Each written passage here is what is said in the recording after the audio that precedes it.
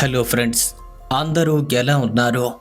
మీరంతా కూడా బాగుండాలని కోరుకుంటూ ఎప్పటిలాగే ఈరోజు కూడా ఒక సరికొత్త హారర్ స్టోరీతో మీ ముందుకు వచ్చేశాను.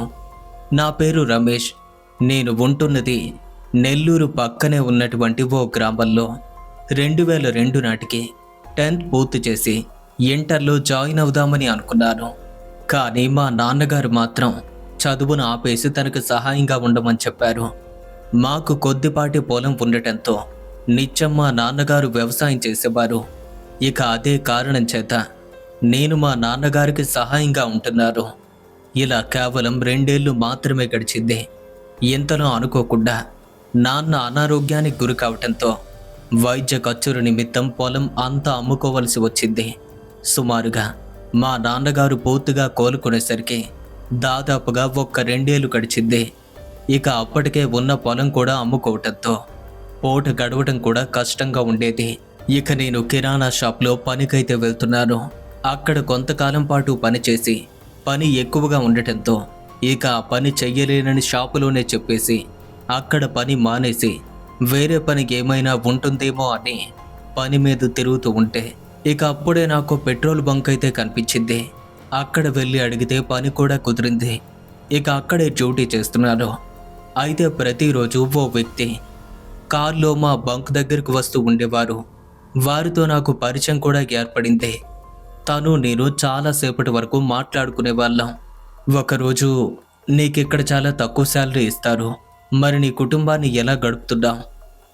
2 నెలలు ఓపిక పడితే చాలు, నీకు పూర్తిగా డ్రైవింగ్ నేర్పిస్తాను. ఆ తర్వాత నీకు ఇష్టం, ఓన్గా కారు అయితే నడుపుకోవచ్చు అని చెప్పారు.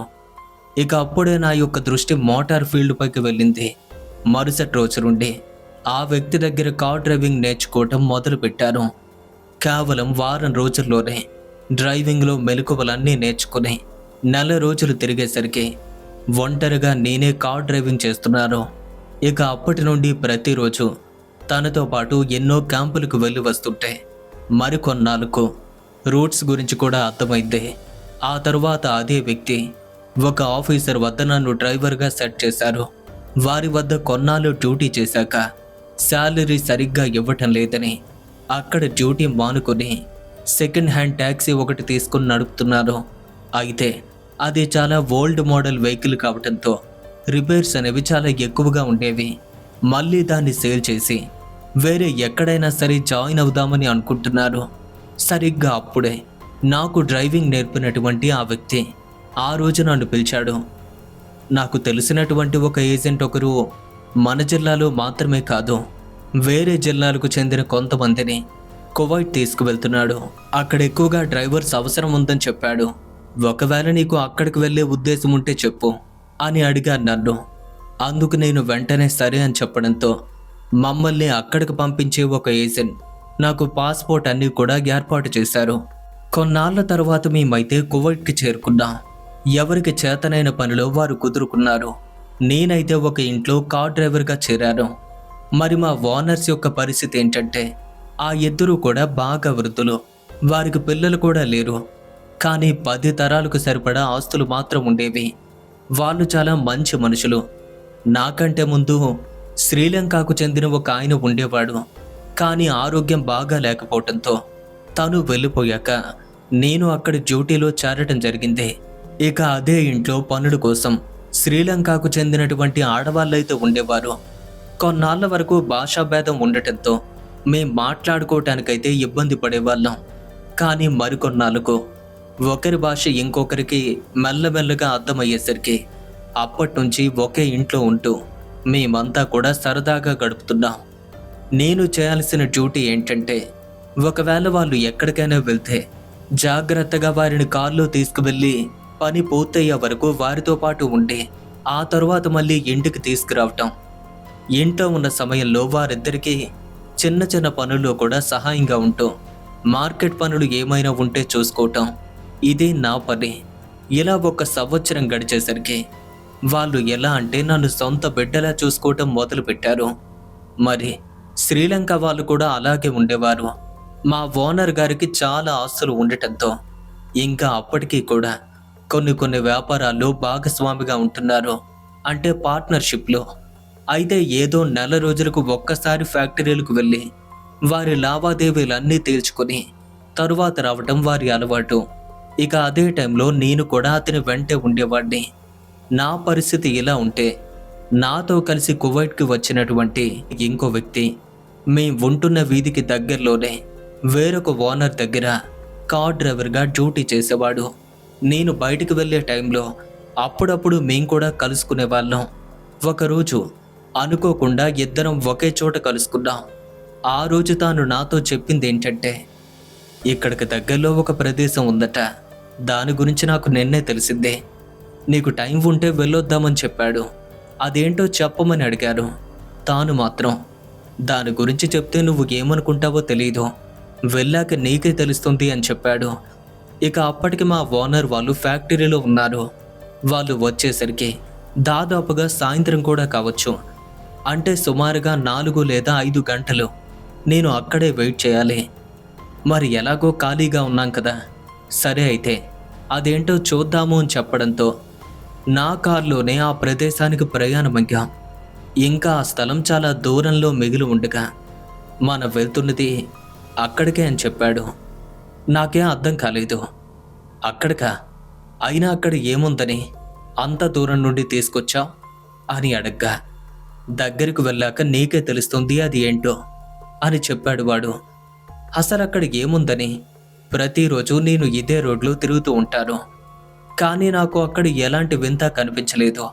సరే, ఆ వింత ఏంటో కాసేపట్లో మనం చూడొచ్చు అని ఆ ప్రదేశం దగ్గరకు చేరుకుని కొద్ది దూరంలో కారు ఆఫ్ చేసి కొన్ని అడుగుల దూరంలో ఉన్నటువంటి ఆ ప్రదేశంలోకి నన్ను తీసుకువెళ్ళాడు. ఇక అక్కడికి వెళ్ళి చూస్తే అక్కడ ఏమీ లేదు. అదంతా కూడా చదునైనటువంటి బహిరంగ ప్రదేశంలో ఉంది. ఒక చిన్న ప్రదేశం, సిమెంట్తో నీట్గా కట్టి ఉన్నట్టుగా కనిపిస్తుంది. అంతా కలిపి చూసుకుంటే సుమారుగా 10 సెంట్లు మాత్రమే ఉండొచ్చు. దానికి మధ్యలో ఒక డ్రైనేజీ సిస్టమ్ కూడా కనిపించింది. పైగా ఆ ప్రదేశంలో మాత్రమే కాకుండా చుట్టుపక్కల ఉన్న బహిరంగ ప్రదేశంలో కూడా జనం కనిపిస్తున్నారు. అది చూసి ఈ మాత్రం దానికి ఎక్కడికి తీసుకురావటం ఎందుకు, ఇక్కడ ఏముంది అని అడిగాను. అందుకు తాను నవ్వుతూ, ఇక్కడ ఏముందని నువ్వు అనుకుంటున్నావు, కానీ ఈ ప్రదేశం గురించి నీకు తెలిస్తే ఇప్పుడు వెళ్ళిపోతావు అని చెప్పేసరికి, ఏంటో నీ మాటలు, నాకేమీ అర్థం కావటం లేదు. ఇక్కడే ఉంటాను, భయపడను, పైగా జనమంతా కూడా ఇక్కడే ఉన్నారు కదా, ఏమవుతుంది అని అడగ్గా అతను అప్పుడు నాతో అసలు విషయాన్ని చెప్పాడు. ఇది సాదాసీదా ప్రదేశం కాదు, నేరం చేసిన వాళ్ళకి ఇక్కడే శిక్ష పడుతుంది, ఆ శిక్ష కూడా మామూలుగా ఉండదు అని చెప్పాడు. ఆ మాట వినగానే నాకు కొంచెం భయంగా అనిపించింది. అక్కడ మనుషులంతా బాగానే ఉన్నారుగా, ఇందులో నేను భయపడ్డం ఎందుకు? అలా ఒకవైపు ఆలోచిస్తూనే ఉన్నాను. నేను ఏం భయపడను అనుకుంటున్నాను, కానీ ఇంకేదో ఆలోచన అయితే వస్తుంది. నువ్వు చెప్పిందంతా ఓకే, మధ్యలో ఈ డ్రైనేజీ సిస్టమ్ ఎందుకని అడిగాను. ఇక్కడ నేరస్తుల్ని ఆ రక్తం మొత్తం డ్రైనేజీలోకి వదిలేస్తారు. అలా అసలు విషయం చెప్పాక నాకు భయం అంటూ ఏమీ లేదు. ఇది అలాంటి ప్రదేశమా అనిపించింది. ఆ విషయం తెలిసాక ఎందుకో నాకు ఆ చోట ఉండాలి అనిపించలేదు. ఇద్దరం కలిసి వెనక్కి తిరిగి వచ్చేసాం. తన దారిని తానైతే వెళ్ళిపోయాడు. ఇక సాయంత్రానికల్లా మా ఓనర్ వాళ్ళను తీసుకుని నేనైతే ఇంటికి వెళ్ళిపోయాను. ఆ తర్వాత 2 నెలల వరకు నేను అలాగే తాను కలుసుకోలేదు. అనుకోకుండా ఒకరోజు మేమిద్దరం కలిసే టైంలో, రమేష్, నేను ఇంకో 2 రోజుల్లో వేరే ఏరియాకు వెళ్ళిపోతున్నాను అని చెప్పాడు. కారణం ఏంటి అని అడగ్గా, మా ఓనర్ వాళ్ళ పిల్లలు వేరే కంట్రీలో ఉన్నారని ఇంతకుముందే చెప్పాను కదా, వాళ్ళు అక్కడికే వెళ్ళిపోతున్నారు. మా ఓనర్ వాళ్ళ ఫ్రెండ్ ఒక ఆయన ఇక్కడే ఉంటున్నారట, వారింటికి నన్ను పంపిస్తున్నారు అని చెప్పేసరికి, ఎవరైతే మనకేంటి, మంచి వాళ్ళైతే చాలు అని చెప్పారు. వాళ్ళు చాలా మంచివాళ్ళు, చాలాసార్లు వాళ్ళ ఇంటికి వెళ్ళాను కూడా అని చెప్పాడు. సరే, ఏదో ఒకరోజు ఖచ్చితంగా మనమైతే కలుస్తాంలే అలా అనుకునే ఆ రోజుకైతే విడిపోయాం. అలా విడిపోయిన తర్వాత ఇంకెప్పుడూ కూడా మేమైతే కలుసుకోలేదు. నేను కొన్నాళ్ళ తర్వాత ఇండియాకు రావటం, కొన్ని రోజులు ఇండియాలో గడిపే ఆ తర్వాత మళ్ళీ కువైట్కి వెళ్ళి నా పని నేను చేసుకుంటున్నాను. ఇక అదే తరుణంలో ఒకరోజు సాయంత్రం మా ఓనర్ని తీసుకుని అదే ఫ్యాక్టరీకి వెళ్ళటం జరిగింది. ఆ రోజు వారి పని ముగిసేసరికి దాదాపుగా రాత్రి 11 గంటలు కావచ్చింది. ఇద్దరం కలిసి ఇంటికి వెళ్ళిపోతాము అనేసరికి ఇక అప్పుడే మా ఓనర్ నాతో ఇలా చెప్పాడు. ఇక్కడికి దగ్గరలో నా ఫ్రెండ్ ఒక ఆయన ఉన్నాడు, ఒక్కసారి వారిని కలిసి వెళ్ళిపోదామని చెప్పగా సరే అని తన ఫ్రెండ్ ఇంటికి వెళ్ళే మార్గంలోకి వెళ్తుంటే ముందుగా ఆ రోజు మేమిద్దరం కలిసి వెళ్ళినటువంటి ఆ ప్రదేశం నాకైతే ఎదురుపడింది. దాన్ని చూడగానే నా ఫ్రెండ్ నాకు గుర్తొచ్చాడు. ఇక వాడిని తలుచుకుంటూ అదే రూట్లో వెళ్తూ ఆ ప్రదేశానికి దగ్గరగా వెళ్ళి ఇక దాన్ని దాటుకుని వెళ్ళిపోతున్నాను అనేసరికి సరిగ్గా నా ఫ్రెండ్ లాంటి రూపంలో ఉన్నటువంటి ఎవరో ఒక వ్యక్తి అటువైపు వెళ్తున్నట్టుగా కనిపించాడు. తన గురించి ఆలోచిస్తున్నాను కదా, అందుకే అలా అనిపించిందేమో అని అలా ఆలోచిస్తూనే డ్రైవింగ్ చేస్తుంటే మళ్ళీ అటువైపే గమనించాను. అతనులా ఉండటం మాత్రమే కాదు, వాడే అని అర్థమైంది. కారులో ఉండగానే వాడిని పిలవబోగాను. కానీ కారులో మా ఓనర్ ఉన్నారు కదా అని ఆలోచించి అరిచి పిలవటం మంచిది కాదని నా ప్రయత్నాన్ని విరమించుకొని కారులో ముందుకు వెళ్ళిపోతుంటే వాడు మాత్రం మెల్లగా నడుచుకుంటూ అక్కడి నుండి ఇంకాస్త ముందుకు వెళ్తున్నాడు. అప్పుడు నాకు అర్థమైంది, అంటే నా ఫ్రెండ్ రాజేష్ ఇక్కడికి దగ్గరలోనే ఉంటున్నాడు అని. కానీ ఆ సమయంలో మిస్ అయిపోయాను. పోనీలే, ఏదో ఒక రోజు మేము కలవకపోతామా అని మేము అనుకున్న గమ్యానికి చేరుకుని ఆ వ్యక్తిని కలవటం, తిరిగి ఇంటికి వెళ్ళటం కూడా జరిగిపోయింది. ఇక అక్కడితో నా ఫ్రెండ్ గురించి మర్చిపోయాను. ఆ రాత్రి నిద్రపోవటం, మళ్ళీ మరుసటి రోజున డ్యూటీలో నిమగ్నం అవటం జరిగింది. మళ్ళీ నెల రోజుల వరకు అటువైపుగా వెళ్ళలేదు. ఆ తరువాత ఆ రోజు సాయంత్రం మా సార్ని ఫ్యాక్టరీలో దింపి వెయిట్ చేస్తుంటే ఫ్యాక్టరీ లోపల నుండి ఒక వ్యక్తి బయటకు వచ్చి, మీ సార్ నిన్ను ఒక్కసారి లోపలికి రమ్మంటున్నారు అని చెప్పారు. నేను వెళ్ళి అతన్ని కలవగా, మనం వచ్చేటప్పుడు నీతో చెప్పడం మర్చిపోయారు, మీ మేడం ఈరోజు వాళ్ళ స్నేహితురాలి ఇంటికి వెళ్ళాలి అనుకున్నారు. ఇప్పటికే తాను అక్కడ వెయిట్ చేస్తూ ఉంటుంది. నువ్వు వెళ్ళి మీ మేడంని తీసుకుని తన పని పూర్తయ్యే వరకు అక్కడే ఉండు, తరువాత నువ్వు ఎక్కడికి రావచ్చు. నాకు కూడా ఈరోజు చాలా పని ఉంది అని చెప్పారు. ఇక అక్కడి నుండి వెంటనే ఇంటికైతే వెళ్ళిపోయాను. నేను ఇంటికి వెళ్ళిన తర్వాత మేడం గారు బయలుదేరటం జరిగింది. ఇక వారితో పాటు తోడుగా ఇంట్లో పని మనిషి కూడా కారులో ఎక్కింది. మేము ఆవిడ స్నేహితురాలి ఇంటికి చేరుకునేసరికి దాదాపుగా రాత్రి 8 గంటలైంది. వారంతా కూర్చుని మాట్లాడుతూ ఉంటే ఆ శ్రీలంక అమ్మాయి, అంటే ఇంట్లో పని మనిషి అని చెప్పుకున్నాం కదా, తను నేను బయట ఎదురు చూస్తున్నా. అప్పటికే రాత్రి 10 గంటలైంది. ఇక ఆ సమయంలో మా ఇద్దరికి భోజనం కూడా కారులోకే వచ్చింది. వాళ్ళేమనుకున్నారో ఏమో తెలియదు, కానీ మేము భోజనం చేశాక ఓ గంట సమయం గడిచాక మమ్మల్ని ఇంట్లోకి రమ్మని మా ఓనర్ మేడం వాళ్ళైతే పిలిచారు. ఇక ఇద్దరం వెళ్ళి నిల్చున్నాం. మమ్మల్ని చూసి ఇప్పుడే మన ఇంటికి వెళ్ళిపోదాం అనుకున్నాను, కానీ వీళ్ళు నన్ను విడిచిపెట్టడం లేదు. ఈ రాత్రి ఇక్కడే ఉండమంటున్నారు. మరి ఉండటం తప్పదు కదా, మీరిద్దరూ ఫ్యాక్టరీకి వెళ్ళి సార్ని కలిసి ఈ విషయం చెప్పాక ఇంటికి వెళ్ళండి, మళ్ళీ ఉదయాన్నే వచ్చి నన్ను పికప్ చేసుకో అని చెప్పారు. ఇక అప్పటికే దాదాపుగా రాత్రి 11 గంటలు కావస్తుంది. ఇక చేసేదేమీ లేక నేను అలాగే అమ్మాయి ఇద్దరం కలిసి అక్కడి నుండి ఫ్యాక్టరీకి బయలుదేరాం. ఇక అప్పటికే సమయం బాగా గడిచింది. రోడ్లన్నీ కూడా నిర్మానుష్యంగా మారిపోయాయి. గంటన్నర పాటు చేయాల్సిన ప్రయాణం గంటలోనే ముగిసేలా ఉంది. నేను డ్రైవ్ చేస్తున్నాను. నా పక్కనే శ్రీలంక అమ్మాయి కూర్చుంది. ఇద్దరం కూడా మాట్లాడుకుంటున్నాం, హాయిగా ముందుకు వెళ్ళిపోతున్నాం. మేమలా ప్రయాణిస్తూ ఉంటే ఎంతలో శిక్షలు విధించే స్థలం దగ్గర పడుతుంది. అది మైండ్లోకి రాగానే, సిస్టర్, ఇక్కడొక ప్రదేశం ఉంది, దాని గురించి మీకు తెలుసా అని అడిగే. ఏమో అన్నా, నాకు తెలీదు, దయచేసి అదేంటో చెప్పండి అని అడిగింది. చెప్తే భయపడతావేమో అని అడిగాను. నా పక్కనే మీరున్నారు కదా, భయం ఎందుకు, పర్వాలేదు అని చెప్పింది. అసలు విషయం చెప్పగా, నిజమా, నేరస్తులకు ఇక్కడే శిక్ష వేస్తారా? ఆ విషయం నాకు ఎంతవరకు తెలీదు అని ఇద్దరం అటువైపుగా చూస్తూ దాని గురించి మాట్లాడుకుంటూ అలా ముందుకు వెళ్తుంటే సరిగ్గా అప్పుడే రాజేష్ ఆ ప్రదేశం నుండి రోడ్డు మీదకి వస్తున్నట్టు కనిపించాడు. వాడిని చూడగానే షాక్ అయ్యాడు. ఈ టైంలో ఎక్కడున్నాడంటే, మేమిద్దరం విడిపోయి చాలా రోజులైంది.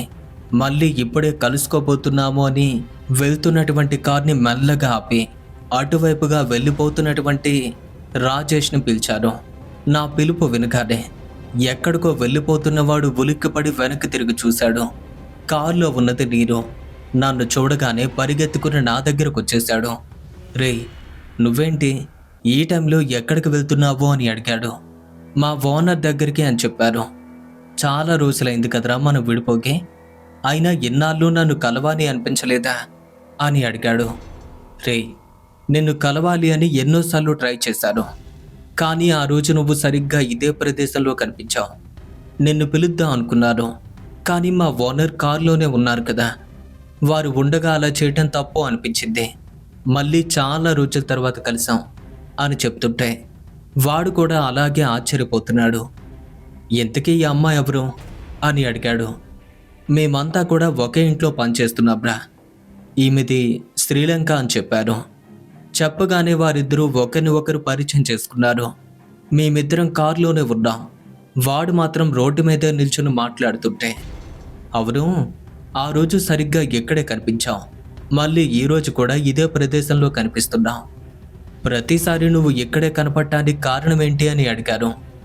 అందుకు వాడు చెప్పిన మాట ఏంటంటే, ఒక్కొక్క సమయంలో నాకు ఇక్కడికి రావాలి అనిపిస్తుంది, ఉండాలి అనిపిస్తుంది. ఇక్కడికి వస్తే చాలు మనసుకి ఏదోలా ఉంటుంది. నిజానికి ఇక్కడి నుండి మా ఓనర్ గారి ఇల్లు చాలా దూరం. ఎందుకో తెలీదు, నాకెప్పుడు కూడా ఇక్కడే ఉండిపోవాలి అనిపిస్తుంది. అలా మాట్లాడుతూనే ఇంకోవైపు వాడి మనసులో ఉన్న బాధను పైకి చూపించే ప్రయత్నం చేస్తున్నాడు. ఏమైందిరా, ఎందుకలా మాట్లాడుతున్నావో అని అడగ్గా వాడు, ఏం చెప్పనరా రమేష్, ముందున్నటువంటి ఓనర్స్ అయితే చాలా మంచివాళ్ళు, వీళ్ళు కూడా అలాంటి వారే అనుకున్నారా. నన్ను వీళ్ళ దగ్గర విడిచిపెట్టి వెళ్ళిపోయారు.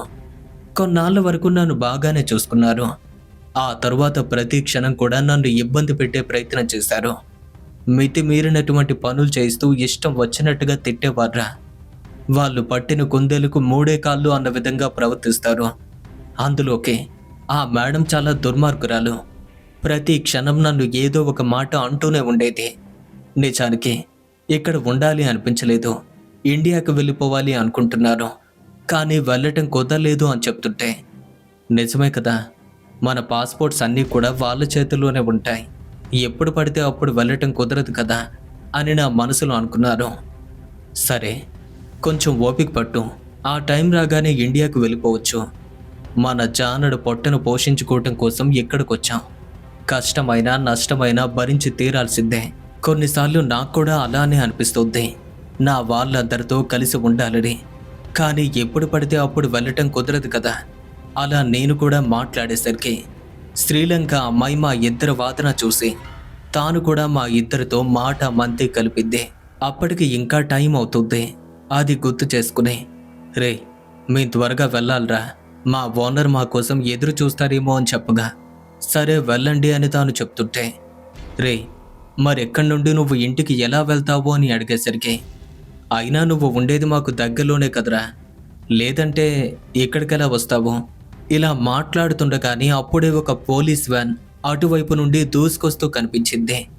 దాన్ని చూడగానే, రే రమేష్, పోలీసులు వస్తున్నారు, ఈ టైంలో ఇక్కడ ఉండటం మాట్లాడటం మంచిది కాదు, తరువాత అన్ని విషయాలు మీకు చెప్తారు, ముందెక్కడి నుండి వెళ్ళండి అని చెప్తూ మేము అక్కడి నుండి వెళ్ళబోతుంటే, రే రమేష్, అవసరమైతే నీ దగ్గర పడుకోవటానికి వస్తాన్రా, పర్వాలేదా అని అడిగాడు. ఆ పర్వాలేదు, ఇంటి ముందు ఉన్నటువంటి రూమ్లోనే కదా నేనుంటున్నాను, మా ఓనర్ ఇల్లు కూడా నీకు తెలుసు కదరా, నా పేరు చెప్తే సెక్యూరిటీ గార్డ్ కూడా నేను వదిలేస్తాడు, పర్వాలేదు, అవసరం అనుకుంటే ఎప్పుడైనా రావచ్చు అని చెప్పి అక్కడి నుండి వెళ్ళిపోయాను. మేము వెంటనే ఫ్యాక్టరీకి వెళ్ళి మా సార్ని తీసుకుని ఆ రాత్రి ఇంటికైతే చేరుకున్నాం. అయితే వాడు మాట్లాడే మాటల్లో అంతరార్థం ఏంటో నాకు అప్పటికీ కూడా తెలియలేదు. తాను ఒకరి ఇంట్లో పనిచేస్తూ నా దగ్గర పడుకోవటానికి రావటం ఏంటి? కారణం ఏదైనా సరే ఇంత రాత్రి వేళ వెహికల్ అయితే లేకుండా అక్కడే ఎదుకున్నాడు. పైగా 2 సార్లు నాకు అదే ప్రదేశంలో కనిపించాడు. వాడి పరిస్థితి నిజంగానే చాలా ఘోరంగా ఉన్నట్టుగా ఉంది. పోనీ అడిగి తెలుసుకుందాము అంటే పోలీసు వాళ్ళు వచ్చి మాట్లాడకుండా చేశారు. మళ్ళీ ఎప్పుడు కలుస్తానో ఏమో అలా ఆలోచిస్తూనే పడుకున్నాను. ఇక తెల్లవారే వరకు నాకైతే మెలకు రాలేదు. ఒకవేళ ఆ రోజు రాత్రి వస్తాడేమో అనుకున్నాను, కానీ రాలేదు. ఇంకో రోజు గడిచిద్దే, అయినా సరే వాడు రాలేదు. ఇక 3వ రాత్రికి వాడి ఆలోచన కూడా నాకు లేదు. ఆ రోజు రాత్రి నేను నిద్రపోతుంటే సరిగ్గా అదే టైంలో ఎవరో వచ్చి డోర్ కొడుతున్నట్టుగా వినపడింది. నేను వెంటనే మేల్కొని డోర్ తీస్తే రూమ్ బయట నా ఫ్రెండ్ రాజేష్ నిల్చున్నాడు. రే, ఇప్పుడు దాదాపుగా అర్ధరాత్రి అవుతుంది, ఇంత రాత్రి వేళ ఎలా వచ్చావు అని అడుగుతుంటే, ముందు రూమ్లోకి వెళ్దాం పదా అని చెప్పాడు. సరే అని ఇద్దరం రూమ్లోకి చేరుకుని, ఇంతకీ ఈ టైంలో రావటానికి కారణం ఏంటి, అయినా నువ్వు ఇంత రాత్రి వేళ కువైట్ రోడ్లపైన ఎలా తిరుగుతున్నావో అని అడిగాను. చెప్పరా, ఈ టైంలో ఒక వ్యక్తి ఒంటరిగా తిరగటం పోలీసు వాళ్ళు చూస్తే చాలా ప్రమాదం కదా, మరి నీకు ఎలా వీలవుతుంది అనగా, అవన్నీ ఇప్పుడు ఎందుకులేరా, ఏదో నీతో పాటు ఈ రాత్రి కలిసి నిద్రపోవాలి అనుకున్నాను, వాటి గురించి మాట్లాడుకోవటం నాకు ఇష్టం లేదు అన్నట్టుగా తాను పడుకోవటం కోసం ప్లేస్ చూస్తుంటే, నేను పడుకునేది కూడా కిందే కదా, నువ్వు కూడా నాతో వచ్చి పక్కనే పడుకో అని చెప్పాను. నా పక్కనే వచ్చి పడుకున్నాడు. నిద్రపోయే టైంలో మాట్లాడించడం ఎందుకని అలాగే నిద్రపోయాం. పూర్తిగా నిద్రలోకి జారుకున్నాను. ఆ తర్వాత ఏమైందో ఏమో తెలియదు, కానీ ఎవరో నా వీపును తట్టినట్టుగా అనిపించింది. ఉలిక్కిపడి మేలుకున్నాను. అలా చూసేసరికి ఒక్కసారిగా నా గుండె ఆగినంత పనైంది. నా పక్కనే పడుకున్నటువంటి నా ఫ్రెండ్, వాడి ఒళ్ళంతా దుప్పటి కప్పుకుని పడుకున్నట్టు కనపడింది. వాడు నిద్రపోతున్నాడు కదా, మరి నన్ను లేపింది ఎవరు అని ఆలోచించి వేరెవ్వరూ కనిపించకపోయేసరికి నిద్రపోతున్నటువంటి వాడిని మల్లగా తడుతూ, రే, ఇప్పుడు నన్ను తట్టింది నువ్వేనా అని అడిగారు.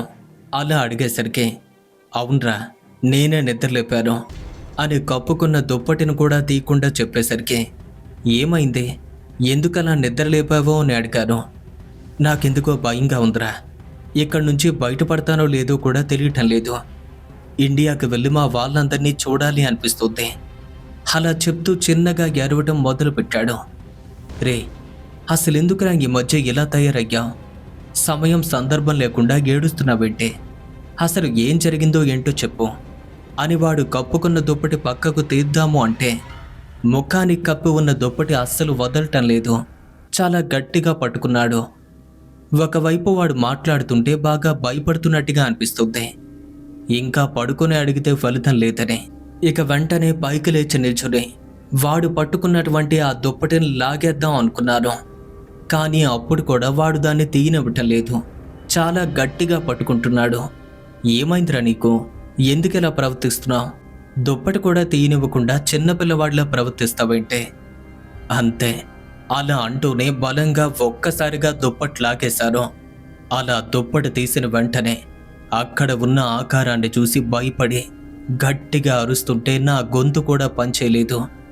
ఎందుకంటే అక్కడ పడుకున్నది నిజంగానే నా స్నేహితుడు, కానీ వాడికి తల మాత్రం కనిపించలేదు, మొండెం మాత్రమే కనిపించింది. ఆ దృశ్యాన్ని చూస్తున్న నేను భయంతో గట్టిగా అరుస్తూ, ఈ పని చేసింది ఎవరు అని అడగబోతే ఆ మొండెం నాతో మాట్లాడాలని చూస్తుంది. కానీ భయంతో అరుస్తూ తల తెగిన మొండాన్ని చూడలేక నేను ఉన్న రూమ్ నుండి బయటకు వెళ్ళిపోతాము అంటే, అంతవరకు సరిగ్గా ఉన్న నా దేహం ఈసారి మాత్రం పనిచేయలేదు. అంటే నా కాళ్ళు సహకరించడం లేదు. ఇంతలో పడుకున్న మొండెం పైకి లేచి, నన్ను చూసి ఎందుకురా అంతలా భయపడతావు అని నా దగ్గరకు చేరుకునే ప్రయత్నం చేస్తుంటే, అది నడిచి వస్తున్న తీరు చూసి చాలా భయపడ్డాను. ఇక నేను మరింత గట్టిగా అరిచే ప్రయత్నం కూడా చేశాను. ఇక నేను అలా అరుస్తూ ఉంటే నన్ను చూసినటువంటి ఆ మొండెం, ఎందుకురా అలా అరుస్తున్నావు, అయినా నన్ను చూసి అంతలా భయపడతావేంటి, నేను నీ ఫ్రెండ్నే కదా అని 2 అడుగుల దూరంలో ఉన్నటువంటి నా దగ్గరికి చేరుకుని నా ముఖానికి తాను ఎదురుగా వచ్చినట్టుగా నిల్చొని ఒక ఫ్రెండ్ మాట్లాడినట్టుగా నాతో మాట్లాడేసరికి కేవలం మిగిలి ఉన్న మెడ మాత్రమే నా కళ్ళ ముందు కనిపించింది. ఆ క్షణం, ఆ పరిస్థితి ఎలా ఉంటుందో ఒక్కసారి ఊహించండి. ఇక పూర్తిగా భయపడి స్పృహ కోల్పోయి అక్కడికక్కడే పడిపోయాను. తరువాత ఏం జరిగిందో కూడా తెలీదు. ఉదయాన్నే కళ్ళు తెరిచి చూస్తే నేను ఒక హాస్పిటల్ బెడ్ పైన పడుకున్నాను. నా పక్కనే ఒక వ్యక్తి పడుకున్నట్టుగా అనిపించింది, కానీ నా ఎదురుగా ఓనర్తో సహా శ్రీలంక అమ్మాయి కూడా అక్కడే కూర్చుంది. ఒక సిస్టర్ ఇంజెక్షన్ చేస్తూ కనిపించింది. నేనెక్కడున్నానేంటి, ఏం జరిగింది అని లేవబోతుంటే నా శరీరం పూర్తిగా సహకరించలేదు. నా కళ్ళ ఎదురుగా ఉన్నటువంటి మా ఓనర్ భయపడుకో, మేమిక్కడే ఉన్నాము అన్నట్టుగా చెప్తున్నాడు. నాకేం జరిగింది, ఎందుకు ఇక్కడికి తీసుకువచ్చారు అని శ్రీలంక అమ్మాయిని అడుగుదామనుకుంటే నా గొంతు కూడా పనిచేయలేదు. ఇంతకీ నా పక్కన పడుకున్నది ఎవరు అని మెల్లగా ఇటువైపు తిరిగి చూస్తే తల తెగిపడినటువంటి మొండెన్న పక్కనే ఉంది. పైగా అది నాతో మాట్లాడాలి అని చూస్తుంది. ఆ దృశ్యాన్ని చూడగానే రాత్రి నాకు ఎదురైన అనుభవాన్ని వారితో చెప్పాలని చూస్తున్నాను. కానీ నా శరీరంలో ఎటువంటి చలనం కూడా లేదు. ఇంతలో నా పక్కనే ఉన్న మొండెం నా పక్క నుండి లేచి బెడ్ పక్కనే వచ్చి నిల్చుంది. నిన్ను హాస్పిటల్కు తీసుకొచ్చారు, నీకేం కాదు, నువ్వు భయపడాల్సిన అవసరం లేదు, అయినా నా దగ్గర ఇలా అయిపోయావేంటి అని మాట్లాడుతుంటే పూర్తిగా కదల్లేని స్థితిలో ఉన్నటువంటి నేను భయంతో ఆ మొండెం వంక చూడలేక 2 కళ్ళు కూడా మూసుకున్నాను. ఇంతలో నేను కోలుకున్నాను అని తెలియటంతో డాక్టర్ వచ్చి నన్ను పరీక్షిస్తూ స్పృహలోకి రావటమైతే జరిగింది, కానీ బాడీలో ఎటువంటి మూమెంట్ కూడా లేదు. కారణమేంటో తెలీదు. ఇంకా 1 రోజు గడిస్తే కానీ చెప్పలేము అని చెప్తుంటే నా పక్కనే ఉన్నటువంటి వాడి మొండెం మాత్రం ఏమైందిరా నీకు, ఎందుకిలా అయిపోయాం, శరీరంలో ఎటువంటి చలనం లేదంటున్నారు, అసలేం జరిగింది అని అడుగుతుంటే అలా ఆ రూపం దగ్గరకొచ్చి అడుగుతున్న ప్రతిసారి భయంతో నేను కళ్ళు మూసుకుంటున్నాను. డాక్టర్ చెప్పిన టైం కూడా పూర్తయింది. ఇంకా చలనం లేకపోయేసరికి ఎన్నో రకాల టెస్టులతో పాటు ఏదేదో కొత్త వైద్యాన్ని కూడా చేస్తున్నారు. అయినా సరే నేను నార్మల్ కాలేకపోతున్నాను, అలాగే సరిగ్గా మాట్లాడలేకపోతున్నాను. ఇక అప్పటికే హాస్పిటల్లో అడ్మిట్ అయి వారం రోజులైంది. అయినా సరే ఎటువంటి ఫలితం లేకపోయేసరికి ఏం చేయాలో కూడా అర్థం కాక మా ఓనర్కి ఏదో ఒక మూల చిన్న అనుమానమైతే వచ్చింది.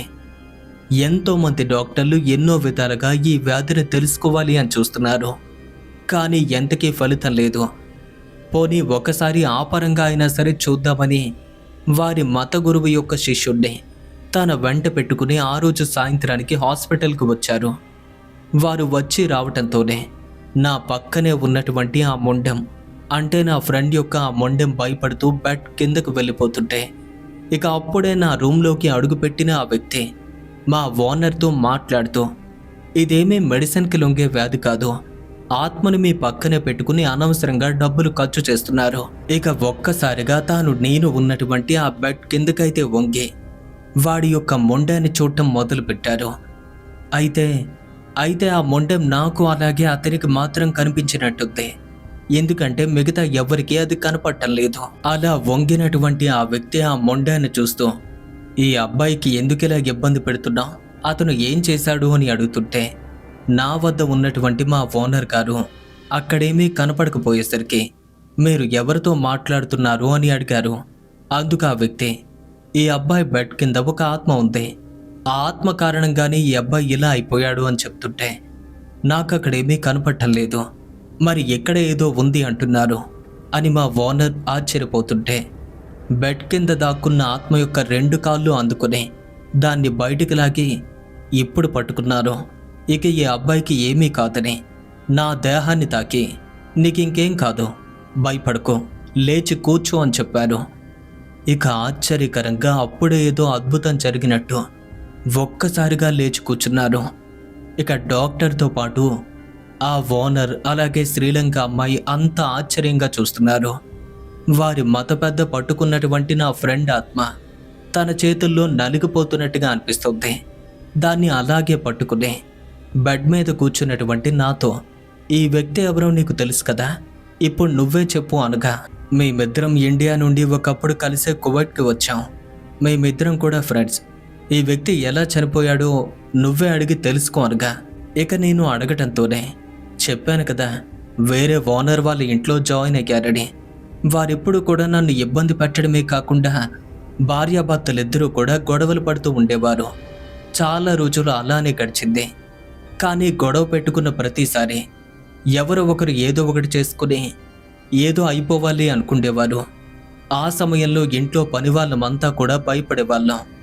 ఇలా మరికొన్ని రోజులు గడిచేసరికి ఎప్పట్లాగే ఆ రోజు రాత్రి వారు గొడవ పడుతున్న టైంలో ఇద్దరూ ఒకరిని ఒకరు కొట్టుకోవటం మొదలుపెట్టారు. అతని భార్య అనుకోకుండా ఒక రాడ్తో తన భర్త తలపైన కొట్టింది. అంత గట్టిగా తగిలేసరికి తాను ఒక్క దెబ్బకే క్రింద పడిపోయాడు. ప్రాణాలు వదిలేశాడు. ఇక అప్పటికే నాతో పాటు నేపాలీ వాళ్ళు కూడా ఇద్దరు పనోళ్ళు అక్కడే ఉంటున్నారు. అది చూసి మాకు భయం వేసింది. మేము ఇంటి లోపల నుండి బయటకు పరిగెడుతుంటే, ఇక్కడి నుండి ఇంటి బయటకు మీరు వెళ్ళినట్టయితే ఈ నేరం మీ మీద వేస్తాను అని అరిచింది. ఇక వాళ్ళిద్దరూ ఆడవాళ్ళు కావటంతో ఆ మాట వినగానే నేపాలీ వాళ్ళు భయపడి ఇంట్లోకి వెళ్ళిపోయారు. కానీ నేను మాత్రం ఇంట్లోకి వెళ్లకుండా ఇంకా వెనక్కి వెళ్ళిపోతుంటే తాను నాపైన కోప్పడింది.